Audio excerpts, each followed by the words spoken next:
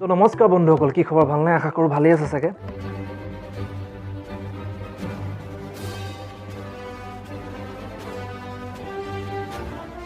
তো মোৰ ছাবস্ক্ৰাইবাৰে হয়, ভাইটি এজন হয়। তো তেওঁ ক'লে যে গ'ল্ডেন এডিট লাগে। তো ভাবিলোঁ সেইটোৰ ওপৰত এটা ভিডিঅ' বনাওঁ। তো মই আগৰ ভিডিঅ'বোৰতো কৈছোঁ যে সকলো ফটোত সকলো ধৰণৰ এডিট ভাল নালাগে। তো এই ফটোখনত গ'ল্ডেন এডিটটো ভাল দেখিব, এইখনকে কৰিবলৈ চেষ্টা কৰিম। তো এইখন কেনেকৈ গ'ল্ডেন এডিট কৰিব পাৰে চাওঁ বোলো। ইয়াত লাইটৰ নিচিনা বনি আছে যে এই অপশ্যনটোত যাম, তাৰপৰা এক্সপ'জাৰ কৰি দিম 0.11, কণ্ট্ৰাষ্ট 9, হাইলাইটটো কৰি দিম -98, শ্বেডোটো কৰি দিম 38, হোৱাইটটো কৰি দিম 11 আৰু ব্লেকটো কৰি দিম -13। এতিয়া কালাৰ এডজাষ্টমেণ্টৰ কাৰণে তলৰ অপশ্যনটোত যাম। ইয়াত টেম্পাৰেচাৰটো কৰি দিম 6, টিনটো কৰি দিম -6, ভাইব্ৰেঞ্চটো 12 আৰু সেচুৰেশ্যন 2। এতিয়া মিক্স টুলটোত যাম। ইয়াত ৰেডৰ হিউ কৰি দিম -19, সেচুৰেশ্যন কৰি দিম -4, লুমিনেন্সটো কৰি দিম +6, স্কিন টোনটোৰ হিউ কৰি দিম -19, সেচুৰেশ্যন -50, লুমিনেন্স +51। ইয়াত এতিয়া গল্ডেন টোনটো দিয়া কামটো ইয়াৰ পৰাই ষ্টাৰ্ট হ'ব। তো ইয়াৰ য়েল্ল' যিটো আছে ইয়াৰ হিউটো কৰি দিম -73, সেচুৰেশ্যন -33, লুমিনেন্স এনেকৈ ৰাখিম। এতিয়া যদি গ্ৰীণলৈ যাম, গ্ৰীণটোৰ হিউ -63, সেচুৰেশ্যন -57 আৰু লুমিনেন্স -25। একোৱাডলৈ যাম, হিউ কৰি দিম -100, সেচুৰেশ্যনটো কৰি দিম -63 আৰু ইয়াৰ লুমিনেন্সটো ছেইম ৰাখিম, চেঞ্জ নকৰোঁ।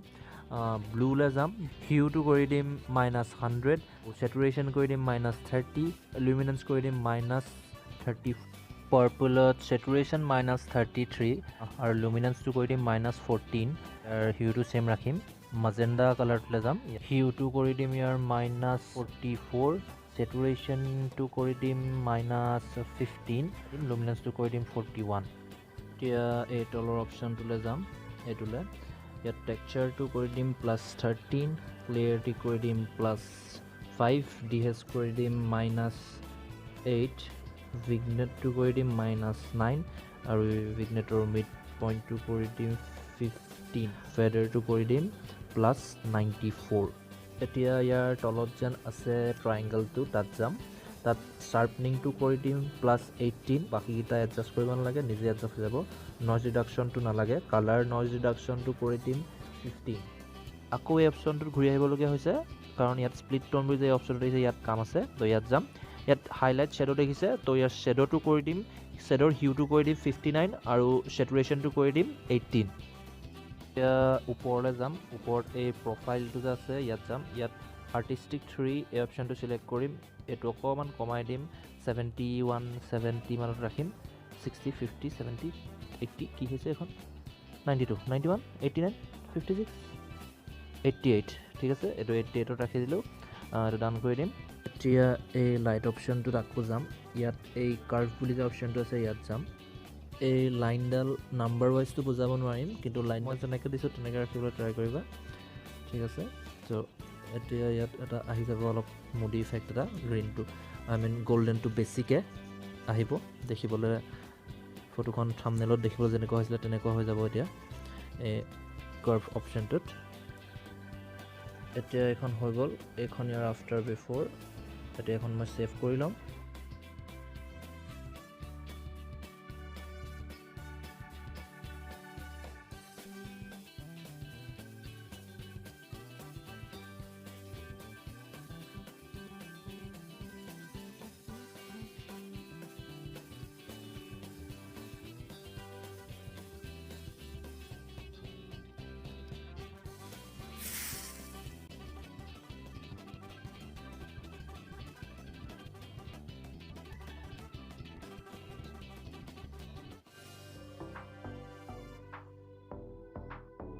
তো ভিডিঅ'টো যদি চাই ভাল পালে লাইক কৰি দিব।